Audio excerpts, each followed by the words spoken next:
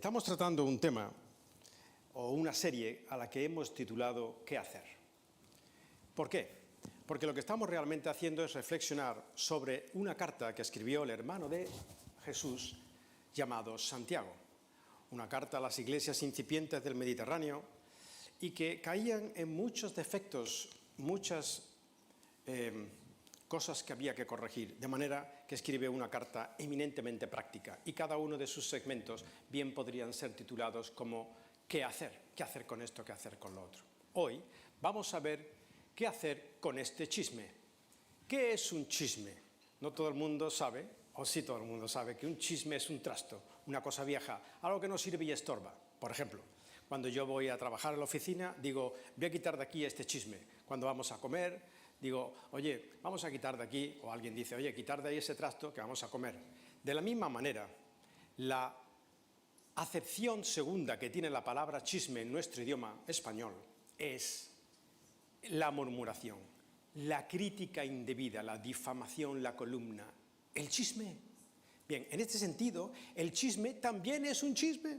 El chisme también es un trasto que, como vemos en la imagen, es algo que se interpone en las relaciones humanas. Si esos dos se quieren abrazar y tienen un chisme viejo, inservible, un trasto entre medias, tendrán o bien que salvar el obstáculo, dando la vuelta, ignorándolo, o bien tendrán que quitarlo de en medio. De la misma manera, en nuestras relaciones personales tenemos que quitar los chismes, porque si no nuestras relaciones se rompen.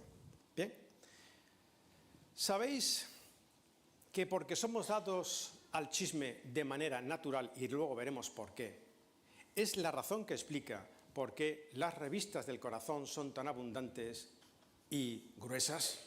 ¿Sabéis qué es el chisme?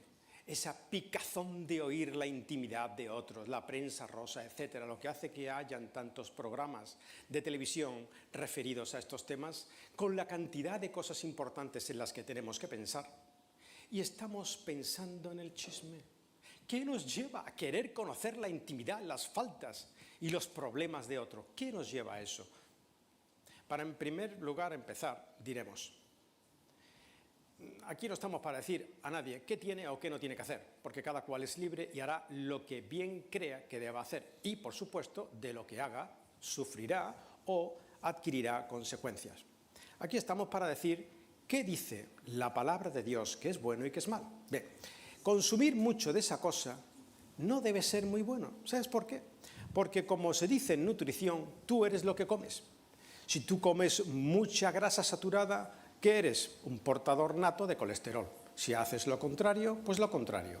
Tú eres lo que comes. Si consumes mucho de estas cosas, sin dar importancia, no, porque a mí que me entretiene, tú estarás alimentando tu alma de eso y posteriormente, sin darte cuenta, lo estarás replicando en mayor o en menor medida. ¿Bien?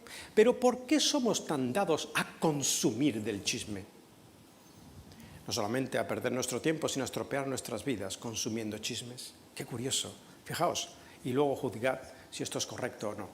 Debajo, la causa subyacente es la soberbia. Y alguien dirá, ¿qué tiene que ver que yo consuma chismes con la soberbia? Pues lo vamos a ver dentro de un momentito. ¿Sabéis que Santiago, como bien vamos a ver ahora, habla del chisme de la murmuración? Pero no solamente de eso, Santiago habla en toda su epístola de los graves perjuicios que un mal uso de la lengua puede provocar en nuestras vidas. Y se extiende tanto en ese hecho que aproximadamente cerca de un 20% de su carta, en la que aconseja a creyentes cristianos, casi un 20% está destinado a hablar solamente de los usos de la palabra, la boca, la lengua que llama él. Increíble, ¿verdad? Así, hoy casi que terminamos, falta un último coletazo, pero prácticamente hoy estamos cerrando el tema de la lengua que ha ido tratando en fases Santiago en su carta. ¿Y qué cosas hemos ido diciendo durante todas las sesiones anteriores? Hemos estado diciendo que Santiago decía, qué hermoso es callar y qué bueno es oír. Como algún filósofo comentó, dijo y escribió, callar es una de las mayores artes de la conversación. Menos hablar, más escuchar. Él lo dijo en sus palabras diciendo: toda persona sea pronta para oír, tardo para hablar, tardo para emitir juicios. Lo que no lo admita, tranquilo, date tiempo. Qué hermoso es callar y escuchar. También él nos hablaba acerca de la importancia de refrenar tu lengua. Esto significa que cuando tú hablas no de alguien, sino cuando hablas a alguien, estés refrenando, restringiendo, poniendo control a tus impulsos. ¿Cuándo lo dice eso? Lo dijo cuando decía: mirad, si alguien de vosotros se cree religioso, pero resulta que el tal no refrena su lengua, el tal se engaña a sí mismo porque engaña a su corazón y su religión no vale para nada. Qué curioso. Si tú te crees buena persona, ¿vale? Tú te crees buena persona y cuando hablas a alguien, sea ese tu compañero de trabajo, tu amigo, tu esposo, tu hijo, tu padre, cuando hablas a alguien, no de alguien, sino a alguien, no eres capaz de refrenar tus impulsos, no eres capaz de hacerlo sin crítica árida, sin sarcasmo, sin ira, no eres capaz. Entonces tienes que saber que aunque te creas religioso, tú engañas a tu corazón, es decir, tú crees que eres algo que no eres, y lo que tú crees que eres no lo eres, y si crees que eres un buen religioso, tu religión no vale para nada. Así que, qué bueno es callar, qué bueno es restringir cuando hablamos. También luego en su capítulo 3, sabéis que las cartas no fueron escritas con capítulos y versículos, pero se nos añadieron para que podamos ubicar mejor los textos. Bueno, pues en el capítulo 3, la primera parte nos habla, es el gran cuadro que él presenta, donde él se explaya acerca del uso de la lengua. Y ahí aprendemos, oye, que lo que dices, lo que tú dices, puede afectar y tiene una potencia gigantesca en el curso de tu vida. Así que cuida lo que dices. También hablaba de la lengua como un gran potencial para hacer el bien o el mal, en este caso para hacer el mal. Dice, mira, tú siembra un pequeño fueguito y puede convertirse en un bosque incendiado. Y todo empezó con un fueguito. Entonces, ¿qué importancia tiene cuidar lo que dices? También nos habla en ese texto acerca de la lengua cuando dice, es tan difícil de domar. No, pero yo no tengo... No, tú sí tienes problema con eso. No, pero yo no... Que sí, que lo tenemos todos. Porque todos tenemos el problema subyacente que vamos a ver ahora. Todos tenemos esa dificultad en domar, en saber callar, en saber restringir, en saber usar bien la lengua. Y por último, nos decía en ese capítulo las incongruencias en las que caemos cuando usamos mal la lengua. De manera que nos podemos creer una buena persona, pero estar haciendo daño a mi prójimo con la lengua. De manera que nos podemos creer muy religiosos y dice, de la misma boca procede una alabanza a Dios y al mismo tiempo maldices a tu hermano que está creado a imagen de Dios.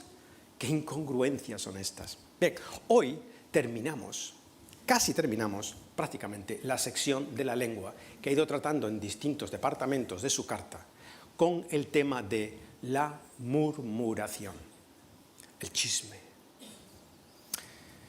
Pero Santiago nos presenta el chisme como un síntoma. Fijaos que el chisme no es sino un síntoma de algo que es una causa. La causa del chisme es la mala interpretación, mal juicio, prejuicio, el juicio malo que hacemos acerca de algo, especialmente de alguien. Esa es la causa, el mal juicio.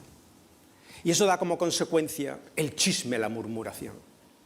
Pero estos, además, a su vez, son consecuencia de algo más profundo que subyace bajo tierra, soterrado en nuestra psique, de lo cual somos la mayor parte del tiempo inconscientes. Ambas, murmuración y mal juicio, son consecuencias de la soberbia.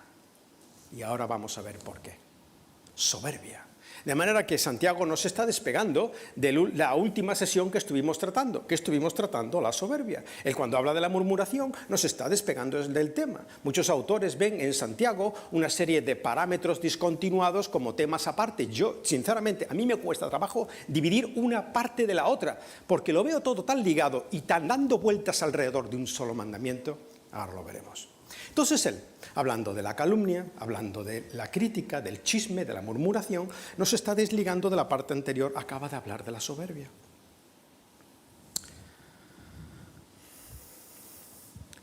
¿Y qué decíamos la vez anterior acerca de la soberbia? Decíamos, en vuestras relaciones personales, existen pleitos, contiendas, guerras.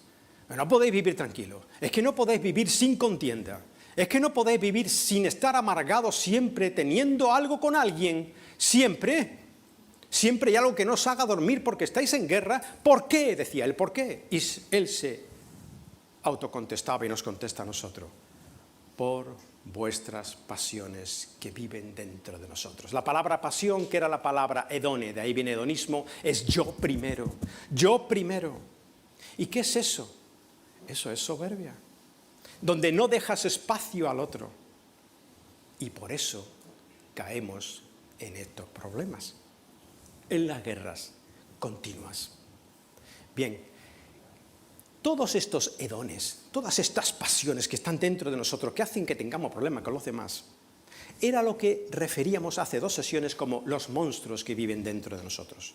Tienen mucha cantidad de monstruos, mucha cantidad de variantes, y hablábamos de un monstruo primigenio, un monstruo original, a lo que la Biblia llama pecado. Es que no lo podemos llamar de otra manera. ¿Suena religioso? Sí. Bueno, pues lo siento, es que no tiene sustituto, porque no es un error, no es una equivocación, es algo intencional, voluntario, es pecado. ¿Cuál era el pecado grande, el primigenio, del cual, principalmente al menos del cual derivan muchos otros? Decíamos, la soberbia. Entonces, Santiago nos da la herida y Santiago nos da la solución y nos dice, ¿sabes qué? Tú quieres arreglar tus temas, tú quieres no estar siempre peleado, tú quieres no tener discordia, empieza por ti mismo. No, es que el otro, empieza por ti mismo. Tú algo tienes de responsabilidad, algo, no todo quizá, pero algo tienes, empieza por ti mismo. ¿Y qué nos decía él? El antídoto para la soberbia que da lugar a estos monstruos, que da lugar a tantos problemas entre vosotros, el antídoto es la humildad. ¿La humildad? Sí. Decía él, la humildad delante de Dios. Preséntate delante de Dios. Oye, donde una sociedad te dice, no te sientas culpable, eso es malo. No, Dios te dice, sí, siéntete culpable. ¿Cuándo? Solo cuando eres culpable. Si eres culpable, siéntete culpable. Rectifica. Eso es ser humilde. ¿Cuántas relaciones se rompen con nuestros familiares, con nuestros hijos, nuestros padres, nuestros todos? Por causa de no entender nuestra responsabilidad, de no querer dar el brazo a torcer, de no aceptar lo que hemos hecho mal o hemos dicho mal. Humildad. ¿Tú quieres arreglar cosas? Sí, pues lo primero, tu parte, humildad. ¿Delante de quién? Dice, delante de Dios. Si hay algo con lo que Dios no se permita trabajar, decíamos la vez anterior, es con el soberbio. Y decíamos, en la sesión anterior y en la anterior, y en esta sesión volvemos a repetir, que toda esta sección está girando alrededor de este verso. Él nos dice, Dios no se permite a sí mismo trabajar con el soberbio. La soberbia es lo que separa al ser humano de Dios. Es que yo soy muy religioso, no importa, si eres soberbio, estás separado de Dios. Es que yo practico, no importa, si tú eres soberbio, estás separado de Dios. No es que yo no soy soberbio, es que no te das cuenta que eres soberbio, pero lo eres. Dice, por tanto, la solución es la humildad. ¿La humildad delante de quién? Dice, la humildad delante de Dios. ¿Por qué? Porque cuando tú reconoces delante de Dios quién eres, la pobredumbre que te lleva, la cantidad de monstruos que llevas portando. No, es que yo, no, sí, tú. No, es que el otro, no, tú, mírate a ti primero. Cuando tú reconoces esto delante de Dios, Él te da gracia, Él te da perdón y Él te da recursos para empezar a hacer las cosas bien. Con lo cual, Él sigue diciendo, entonces, como antídoto, humillaos, ¿dónde? En la presencia del Señor. ¿Por qué? Tranquilo, Él te exaltará, Él te dará los recursos, Él pondrá las cosas en su sitio, tranquilo. Tú humíllate en la presencia de Dios. Con lo cual, aquí Santiago, como antídoto a todos estos monstruos que están generados por la soberbia subyacente, que están creando cantidad de conflictos entre nosotros, nos da el antídoto, que es humildad delante de Dios. ¿Quiénes somos? ¿Quién es Dios? Pero, ¿qué es esto sino una relación vertical entre yo y Dios? De manera que, en las sesiones, 2 sesiones anteriores, cuando estuvimos tratando el tema de los monstruos y cuando estuvimos tratando el tema de la soberbia, la última vez, lo que estábamos viendo del capítulo 4, versículos 6 al 10, era una relación vertical con Dios. Tú tienes que humillarte delante de Dios, tienes que empezar por ahí. Tienes que reconocer las cosas que estás haciendo mal, tus malas tendencias. ¿Tienes alguna buena? Sí, tiene alguna buena, pero tu tendencia será siempre a hacer el mal, de una u otra manera. Bien. Esto es una relación vertical. Sí, bien. Entonces, la fórmula consiste en: ay, Señor Dios mío, qué malo soy. Ay, Señor Dios mío, qué bueno eres. Ay, Señor Dios mío, gracias porque me perdona todas las cosas. Ay, Señor Dios mío. Y salgo. Y cuando salgo, como ya tengo yo mi relación vertical solucionada y Dios me ha perdonado mis pecados y además ya me ha mandado al cielo, mi relación horizontal me importa menos. Porque pues ya tengo la solución, ¿no? Ya tengo la solución vertical, con Dios estoy bien. La típica frase: mi conciencia está limpia. Madre mía. Y ven los hechos y dice: pero ¿dónde está tu conciencia limpia? Mira los hechos, que son objetivos, hombre. Parezco ahora un gallego. Santiago no le encuentra sentido a la relación vertical, porque no se la encontraba Jesús tampoco. Porque una relación vertical no es medible. Tú puedes decir que, pero si eso no se transduce, no se transfiere, no se rebosa, no se transmite entre relaciones horizontales, ese es el termómetro que dice cómo está tu relación vertical. No aquellos que dicen: no, yo estoy bien con Dios, y no está bien con su prójimo, falla. Con lo cual, ¿qué es lo que vamos a ver ahora? Un aspecto horizontal respecto de la falta de humildad. O en otras palabras, la preponderancia de la soberbia subyacente, causante de tantos monstruos que causan tanta distorsión en tus relaciones de pareja, de amigo, de trabajo, social, lo que fuere. Y entonces, hoy empieza el texto de Santiago de esta manera: hermanos, no habléis mal. No hagáis ese otro uso de la boca del que vamos a hablar hoy. No habléis mal, no murmuréis, dice la traducción Reina Valera, los unos de los otros. De manera que, ¿qué nos está indicando aquí Santiago? Nos está indicando tres aspectos, y sobre los tres vamos a estar básicamente reflexionando el día de hoy. Nos está indicando un hecho, una incongruencia y un mandamiento. Un hecho, una incongruencia y un mandamiento. Bien, reflexionamos. El hecho. ¿Qué está Santiago denunciando cuando dice: hermanos, no habléis mal los unos de los otros, no murmuréis? ¿De qué hecho está hablando? Está hablando del hecho de murmurar. El hecho, murmurar. El hecho, difamar, calumniar, chismear o chismosear. Ambas pueden ser correctas. De eso está hablando.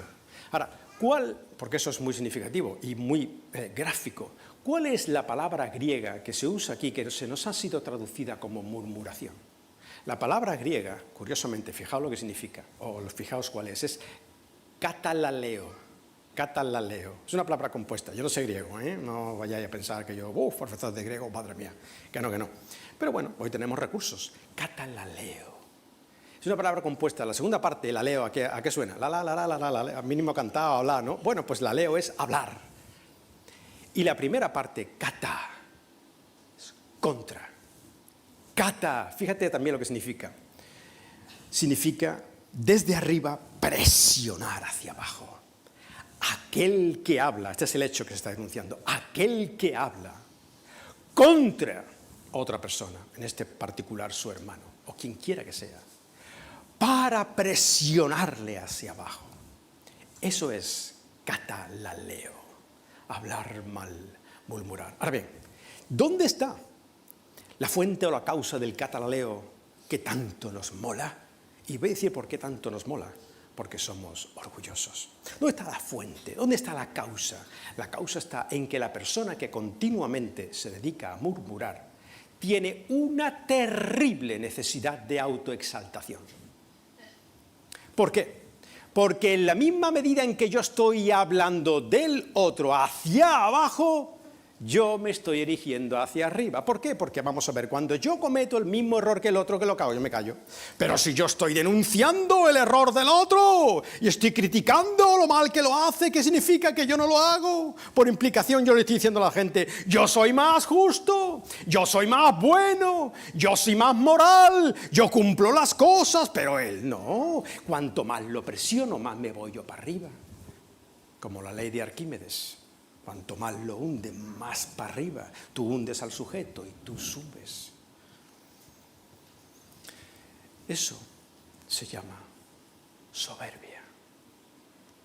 De manera que, como vemos, Santiago no está desligando el tema de la murmuración del tema anterior de la soberbia, porque subyace debajo del hecho. De manera que tenemos el hecho, murmuración, y su causa, que es la necesidad de autoexaltación, la soberbia. Bien, vamos a la incongruencia. ¿Cuál es la incongruencia que nos presenta aquí Santiago? La incongruencia está implícita en la palabra hermanos. No, fijaos, no le está diciendo, oye tú, no, está diciendo hermanos. Está diciendo, pero si somos de la misma familia.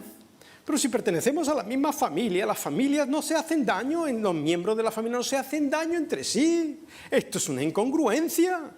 No podéis caer en esto es dañino para otros, es dañino para ti. No caigas en esta incongruencia. ¿Habéis visto alguna vez una familia que funciona bien, que está unida, que se ama? ¿Qué es lo que no se permite entre los miembros de la unidad familiar? La murmuración del otro miembro. No lo permite nadie.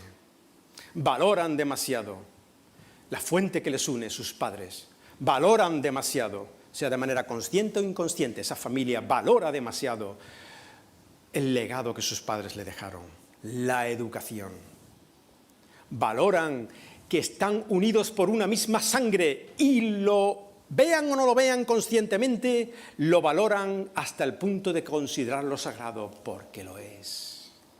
¿Habéis visto alguna vez una familia disfuncional? Los miembros de la unidad familiar, todos están continuamente murmurando contra el otro. Terrible. Bien, ¿lo habéis podido observar en la experiencia ajena o quizá en vuestra propia experiencia? Yo no sé de qué cada familia viene cada uno, yo sé de la familia que viene yo. ¡Qué tela! Entonces, tú lo puedes observar. ¿Y qué observas? Puedes observar fenómenos como este, al menos yo lo he observado. Hay un individuo en la familia, pueden haber varios, pueden ser todos, que está continuamente murmurando del otro. Y cuando murmura del otro, no murmura y critica de cualquier manera, lo está realmente bajando hacia abajo. Pero tú que estás delante de él, eres su amigo. Y luego observas un fenómeno curioso.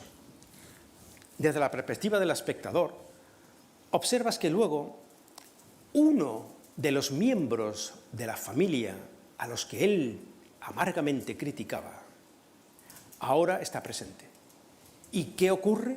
Es impresionante, realmente es enfermizo. La versión del juicio a esa persona ha cambiado radicalmente. Ahora esa persona que está enfrente ya no es juzgada, es su amigo. ¿Y a quiénes juzga, critica y murmura? A todos los demás. Pero luego además dice, yo me estoy imaginando cosas, y luego ves que el fenómeno se vuelve a repetir con otro miembro de la familia, y dices tú, ¿pero esto a qué rayos responde? Responde a un alma cargada de soberbia. Es un alma esclava. Esclava. Necesita continuamente estar hundiendo a los demás para decir lo justo que es él. Esclava. No puede salir de su círculo vicioso. Necesita terriblemente la autoexaltación y que los demás le admiren como el único bueno, todos los demás son malos. Es más, consigue manipuladoramente, o podría darse el caso, casos extremos, de que todos los miembros de la familia están peleados entre sí. Pero todos los miembros lo miran a él como el centro de la justicia y de la bondad. Eso cree él o ella. Eso cree. Pero esto es lo que se da en las familias disfuncionales en una u otra medida, en uno u otro aspecto. Se critican mutuamente. Caen en esa incongruencia si somos familia. Pero ¿qué ocurre con estas personas?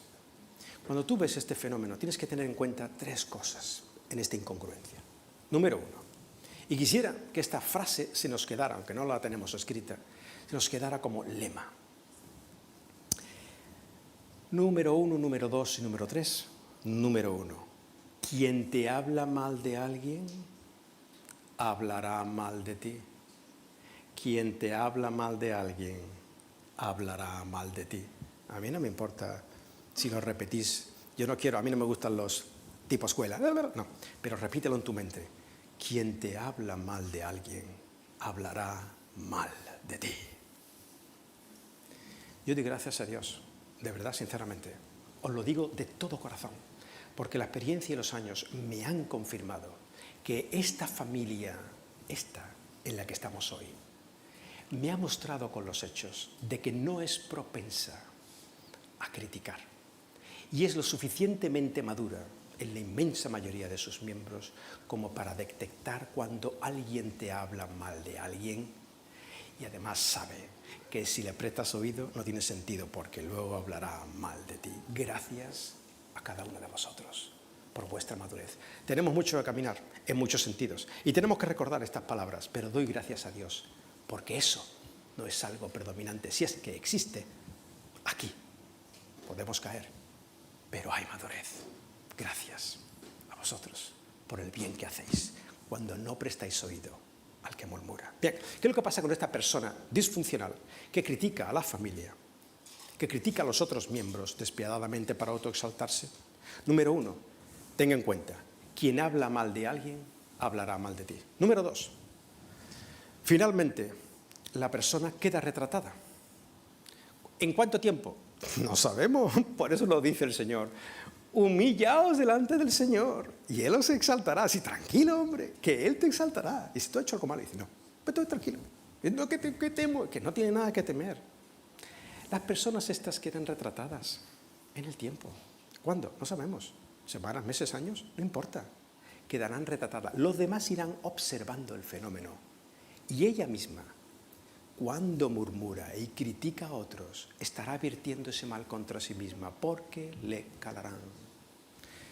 ¿Qué otra cosa ocurre? Y tercera con esta persona.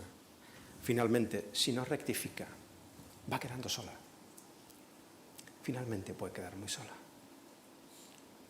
Conclusión. Si alguna vez eres objeto de una crítica real, demostrada, evidente, no que te la estés imaginando, sino una auténtica crítica demostrada, patente, en fin. Si alguna vez eres objeto, no sientas lo que sentirías por propia naturaleza, resentimiento por el mal que te está haciendo, miedo por los males que puede provocar. No, no sientas esto. ¿Qué es lo que tienes que sentir? ¿Qué es lo que tienes que sentir? Compasión. Compasión. Porque aquella persona que está procurando aquel mal, que está empujando hacia abajo para él salir arriba, finalmente va a recibir las consecuencias de lo que hace. Y eso, en un corazón cristiano, lo único que puede despertar es compasión. ¿Sí? Hay que orar por él. Si Dios lo permite, hay que hablar con él o ella. Pero compasión. Te debe mover el amor a él, aun por el daño que esté haciendo, o a ella. ¿Bien? Bien. Entonces tenemos estos tres elementos. Quien habla mal de ti, quien habla mal de alguien, hablará mal de ti. La persona queda retratada y además, por último, sufrirá las consecuencias de esta incongruencia. Seguimos. Tenemos el mal, el hecho, que es la murmuración, basada en por debajo no se me ve, pero quiero sobresalir, soberbia. Tenemos la incongruencia, donde se nos puede quedar la frase, quien hable mal de alguien, quien te hable mal de alguien, hablará mal de ti. Y ahora vamos a analizar el mandamiento. ¿Cuál es el mandamiento que Santiago nos da? No. Un poquito seco, ¿no? No. Y no, espera. Es que esto no es una crítica, esto es un comentario. ¡Que no! No, hermano, mira, yo es para que reces, ¿sabes? Ahora, ve que el hermano o la hermana tiene un problema porque mira, porque tal. ¡No! ¿Cuántas formas sutiles, absurdas, tontas tenemos de criticar? ¡No! ¿Te ha dado aquella persona la autoridad, la potestad de decir lo que le pasa? No, pues no lo digas. Sé un buen confidente para que el otro pueda confiar en ti. No. ¿Sabéis que Santiago habla de la lengua? En las sesiones anteriores hemos dicho, como de un mal que puede provocar un gran incendio. Y sabéis que los incendios forestales se combaten de ciertas maneras. Una de las maneras en que se combate los incendios forestales es abriendo diques. Abriendo diques. ¿Por qué? Porque cuando tú abres un dique, cuanto más ancho mejor y mucho mejor si lo llenas de agua, estás separando la zona de las llamas de la que puede ser incendiada. Bien, cuando tú recibes una crítica acerca de alguien, una crítica para que sea eficaz, ¿qué necesita? Necesita una sola boca, pero ¿qué más? 2 oídos. Pues bloquea la escucha, bloquea clic. No, mínimo bloquea. La otra persona tiene que entender de alguna manera que no, tiene que intuir que tú no te deleitas con ese chisme, ni que mucho menos estás dispuesto a propagarlo. No. Aquí la palabra es imperativa, en griego. No. Podemos quedarnos con esta frase en cuanto a este punto, y es: frente a aquel que critica, frente a todo aquel que critique, yo seré un dique. ¿Sí? Frente a todo aquel que critique, yo seré un dique. No voy a pasar el fuego de aquí a allá. Y no me gusta lo que dices. No. Bien. De manera que, ¿qué hemos visto? Que tenemos un hecho, que tenemos una incongruencia y que tenemos un mandamiento. El hecho, la murmuración, donde subyace el orgullo del cual no te das ni cuenta. La incongruencia, recuerda la frase lema: quien te hable mal de alguien, hablará mal de ti. Y el mandamiento, frente a todo aquel que critique, yo seré un dique. Bien. Ahora pasa Santiago. Bueno, tenemos que recordar una cosa. Si hay una crítica válida, aquella crítica que no queda más remedio que hacer para evitar un mal peor, que son cosas excepcionales. Pero siempre hay una crítica válida, y es esta. Cuando tú recepciones una murmuración, si la murmuración es un escopetazo que alguien ha dado porque se le da, no pasa nada, todo el mundo falla, ¿vale? Ha dicho lo que no debía decir, ¿cuántas veces? Yo digo, me acuesto diciendo, ay Señor, he dicho esto y quizá no debería haberlo dicho.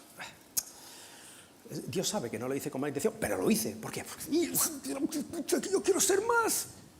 Como los pollitos, ¿no? Como los pollitos cuando sacan la cabeza del nido. ¡Dame a mí de comer! No, yo quiero ser más. Ay, Señor, no debía hacer esto. Esto nos pasa a todos, ¿no? Bueno, pues, entonces, ¿qué es lo que tenemos que recordar? Que cuando esta crítica no es un escopetazo, no, pero una cosa es algo recurrente. Vemos que la persona de manera recurrente tiene esa actitud. O vemos que siendo una sola crítica es tan suficientemente grave como para que no poder quedar ahí. Entonces, hay una crítica válida y una crítica que Dios nos pide, que es la crítica constructiva, el buen juicio, del cual hablaremos más tarde, que nos pide Dios. ¿Y cuál es? Pues mira, lo primero,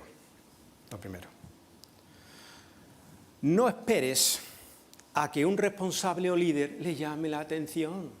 No esperes. Sabéis que en una tripulación de vuelo, cuando alguien encuentra un fuego, estás cruzando el Atlántico. No se puede poner a capitán, que tenemos un fuego, que qué hacemos con él, a ver si tú puedes mandar, que no hay tiempo que perder, que un fuego a bordo en medio del Atlántico es muerte, destrucción. Igual que una murmuración, ¿no? Si tú ves el fuego, ves que es recurrente, eres el primer testigo, o se ha dicho algo muy grave, no esperes a que un líder responsable lo haga. Tú eres quien tienes que hacerlo. Tú eres responsable delante de Dios. Tienes que ir a Él y hacer una buena crítica. Número 1, no esperes que lo haga un responsable. Número 2, ora y date un poquito de tiempo. Un poquito de tiempo no es que lo dilates, porque esto es muy difícil y requiere de coraje. De hecho, los que no lo hacen son los cobardes. No, bueno, no importa, para otro día será. No, a mí no me metas en lío. Cobarde. No es lo que Dios pide de ti. Si lo primero es no espere que lo haga un líder, lo segundo es tómate tiempo. y ora. ¿Por qué? Porque de hacerlo, que lo vas a hacer, tienes que hacerlo bien. ¿Y qué es hacerlo bien? Hacerlo bien es con el contenido, la actitud y la motivación correctas. Y no lo vas a hacer ni con el contenido, ni con la actitud, ni con la motivación correctas si no te das un poco de tiempo, te serenas y oras al Señor que te dé sabiduría cómo enfrentar el tema, porque no lo puedes dejar ir. Es tu responsabilidad no dejarlo ir.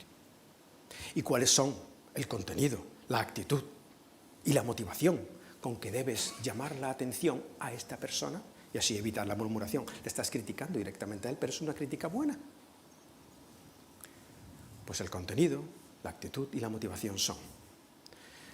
El contenido tiene que estar basado en la verdad, no en lo que imaginas, no en lo que han dicho, no en lo que interpretas, no en lo que intuyes, la verdad.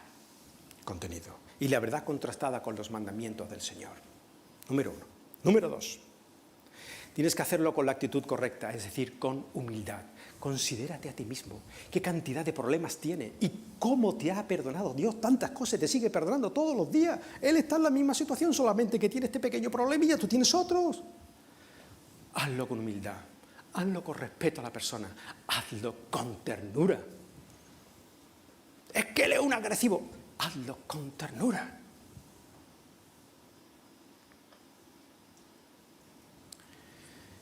Y tercero, contenido correcto, la verdad, actitud correcta, la humildad, motivación correcta. Hazlo por amor. Hazlo por amor a él.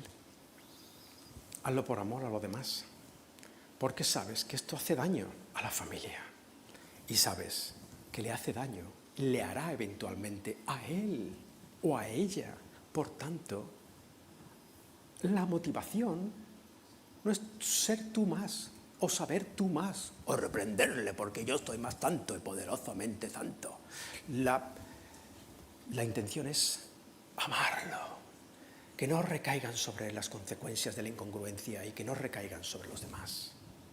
De manera que la única crítica que Dios acepta es aquella que es la crítica válida, hecha a la persona, y Dios nos pide de nosotros, usando, atención, y aquí las preposiciones son muy importantes, usando la verdad con humildad y por amor.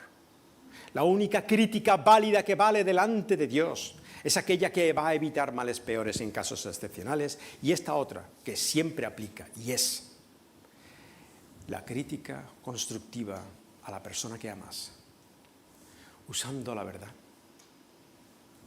con humildad, por amor. ¿Sí? Esa es nuestra responsabilidad. Bien, pues hemos visto el tema de la murmuración, pero Santiago dice, oye, la murmuración no es sino consecuencia de otra cosa, que es el mal juicio. Vamos a tratar el juicio. Dice, el que habla mal de un hermano o juzga a un hermano, habla mal de la ley, juzga la ley. No juzgue a tu hermano. ¿Qué significa esto y qué no significa? Vamos a empezar por qué no quiere decirnos Santiago. Y luego vamos a decir qué quiere decir Santiago con esto de juzga. ¿Qué no quiere decir y qué quiere decir? Bien. No juzgues a tu hermano. ¿Qué quiere decir esto? Quiere decir que permanezcamos impasibles, totalmente sordos y ciegos ante cualquier cosa, que no emitamos ningún tipo de juicio de nada, absolutamente de nada. ¿Quiere decir esto? Quiere decir que ante un hecho que está contrastado, que es un hecho deplorable, eso que vosotros sabéis, y que está demostrado, que es objetivo, que está ahí, significa que volvemos nuestra cara, miramos para otra parte, que nos hacemos tontamente ciegos y sordos. ¿Significa eso? ¿Significaría aquí que podríamos aplicar aquella frase del Señor cuando dijo no juzguéis para que no seáis juzgados? Obviamente no. Ni Jesús se estaba refiriendo a eso, ni Santiago se está refiriendo a eso. Cuando dice no juzguéis, no se está refiriendo a eso. Dios no quiere que nos privemos de nuestras facultades críticas. No quiere. Ni que no debamos tener una opinión formada acerca de ideas o de acciones o incluso de personas, pero esa opinión tiene que estar bien informada, sin prisas, sin prejuicios, sin malas intenciones. ¿Habéis? Porque es que el sentido común nos lo dicta.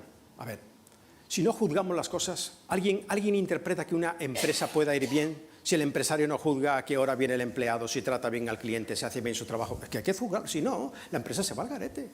¿Alguien piensa que sin un juicio en cuanto a la familia se refiere, algún padre o madre puede un poquito dirigir el curso de esa familia si no pone unos valores de lo que está bien y lo que está mal? ¿Alguien piensa que puede dirigir su propia vida si no se juzga a sí mismo? ¿Alguien piensa que puede haber orden en una congregación si no hay un juicio acerca de las cosas que están mal hechas? ¿Alguien lo puede de verdad pensar? Sería como el padre que, no queriendo discutir con el hijo desde que es chiquitito, le permite hacer todo. Y entonces, cuando ve cosas que son reprobables, lo que hace el padre es mirar para otra parte. Bueno, quiere conflicto. Se hace tontamente ciego y sordo. ¿Y eso qué creará? Eso creará en el niño y en la familia una sensación de relativismo. Yo puedo hacer lo que quiera, siempre que... Esto importa, pero esto no importa, esto puede importar, esto no importa a mí, pero no importa. Y el relativismo llevará al caos, a la anarquía y al caos. Y eso llevará a la destrucción. ¿De qué? De la familia, de la congregación, de tu misma vida. Por tanto, no podemos vivir sin juicio. Si eso era lo que Jesús quiso decir cuando dijo, no juzguéis para que no seáis juzgados, entonces a renglón seguido no hubiera dicho, hipócrita, saca primero la viga que está en tu ojo para luego hacer un bien, que es ir al hermano y sacarle esa motita de polvo que tiene para su bien. Porque para eso es que te tienes que quitar la viga, para poder ver con claridad y hacer las cosas con la actitud y por la motivación correcta. Tampoco habría dicho Jesús, por sus frutos los conoceréis, porque lo que estaba diciendo Jesús es las personas no son lo que aparentan ser, las personas no son lo que dicen ser, las personas son lo que hacen. Por tanto, Jesús nos está llamando a juzgar a las personas por sus frutos. Tampoco hubiera dicho Jesús, no juzguéis según las apariencias, sino con justo juicio, cuando le estaban criticando por haber hecho una sanidad, un bien, en el día del sábado, día de reposo. Entonces, sí que se nos llama a juzgar, pero hacer un juicio informado, hacer un juicio que pretende el bien del otro y el bien de todos. ¿Bien? ¿Qué es lo que quiere aquí decir Santiago? Lo que quiere decir Santiago aquí es, no se puede juzgar de manera rápida, malintencionada, deformada, desinformando realmente, tergiversando. Es lo que no se puede hacer. Mirad, en la jurisprudencia, en los términos legales, existe una cosa que en español se llama, cuando se celebra un juicio, la vista, que en inglés, curiosamente, se llama the hearing, el oír.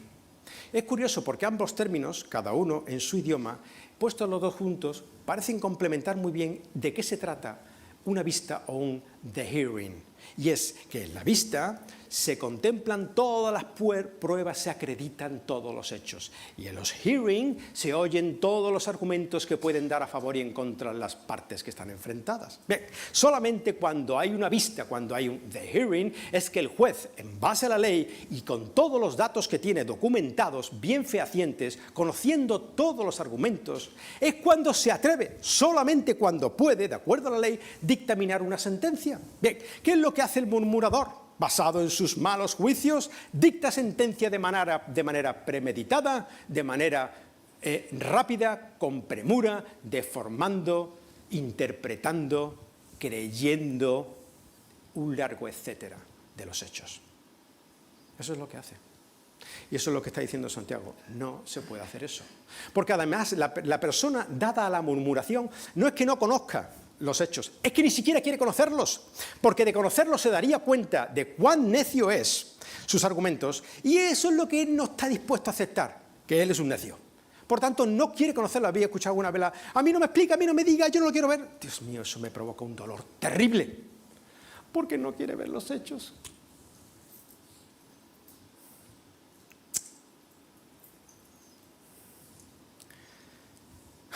No solamente el murmurador no quiere conocer los hechos, sino además no quiere que otros realmente lo conozcan. Por eso, cuando murmura, no habla frente al que está criticando, sino a sus espaldas, denigrándolo, echándolo hacia abajo para él subir.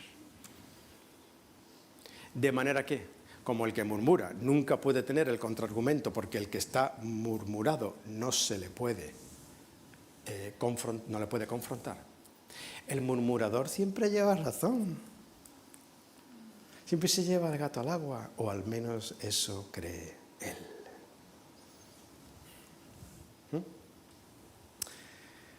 De manera que nos dice, Santiago, mira, si tú juzgas de esta manera, juzgas a la ley y no eres cumplidor de la ley. Estás juzgando la ley y encima no la cumple. ¿Y esto qué quiere decir? Si yo soy muy religioso, si yo cumplo todas las cosas, quiere decir que la gran ley de leyes, que además Santiago nos lo acababa de recomendar antes, es ama a tu prójimo como a ti mismo. Dice él, si cumplierais la ley real, la ley regia, la ley de nuestro Dios, es ama a tu prójimo como a ti mismo. Dice, no, que yo cumplo todos los mandamientos. No, tú no cumples tus mandamientos si mal juzgas y criticas. Si viertes opiniones demasiado rápido, estás haciendo daño a tu prójimo. Entonces no estás cumpliendo la ley, es más, estás juzgando la ley. Es como si la ley no fuera ni siquiera suficiente para ti. Es como dice aquella ranchera, mi palabra es la ley. ¿Y debajo de eso qué hay? Soberbia. Pero podemos ser muy religiosos. Y Santiago nos dice, mira, solamente hay un dador de la ley y un juez. Si una persona o un juez tiene que conocer todos los hechos antes de dictar una sentencia, hay un juez que conoce todos los recónditos secretos del corazón humano, que conoce todas las motivaciones. Cuando tú juzgas las motivaciones, estás haciéndose el papel de Dios. Solo hay un juez. Cuando Santiago dice solo hay un juez, lo que está diciendo es, si tú juzgas las motivaciones de las personas, ¿qué es lo que estás haciendo? Estás usurpando el lugar del solo un juez. Te estás haciendo igual a Dios, puede haber una soberbia mayor. Y él responde a continuación, ¿tú quién eres? Mota de polvo en el espacio.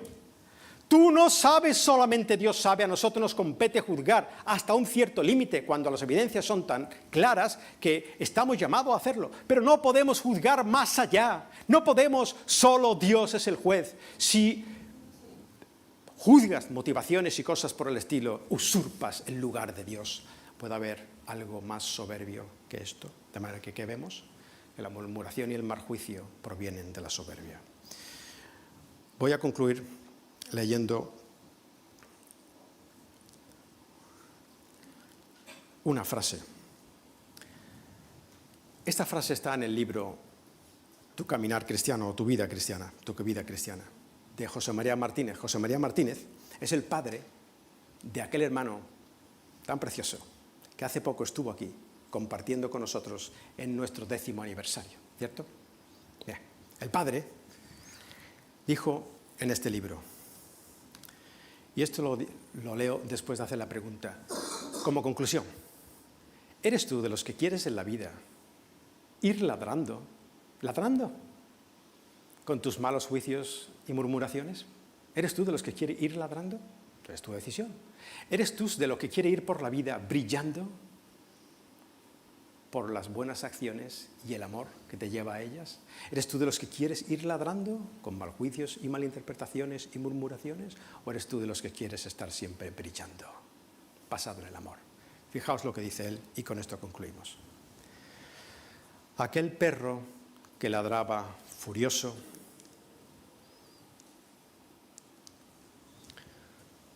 mirando a la luna tuvo que callarse cuando se cansó de ladrar. Mientras tanto, la luna, silenciosa e inmutable, no cesó de brillar. Brilla por el amor que Dios te ha dado con tus acciones y tus palabras. No andes ladrando, brilla en todo lo que hagas y digas. Pidámosle al Señor esto y nos despedimos. Señor, Padre, todos somos culpables de la soberbia. Todo la llevamos dentro. Ayúdanos, Señor, a ser humildes delante de ti. Ayúdanos a traspasar esa humildad horizontalmente. Ayúdanos a no maljuzgar, no malinterpretar, Señor. Ayúdanos a no criticar, Padre. Ayúdanos a ser valientes, tener coraje, a enfrentar a la persona con la actitud correcta, confrontarlo, Señor, con la verdad, con humildad, con amor. Padre, bendice a tu pueblo, bendice a tus hijos, bendice las relaciones, Señor, de las familias, de los unos con los otros, basados en la humildad, basados en el amor, basados en seguirte a ti, para que nuestra vida sea mejor y la vida de los que nos rodea también, Señor. Ayúdanos, en el nombre de tu Hijo Jesús.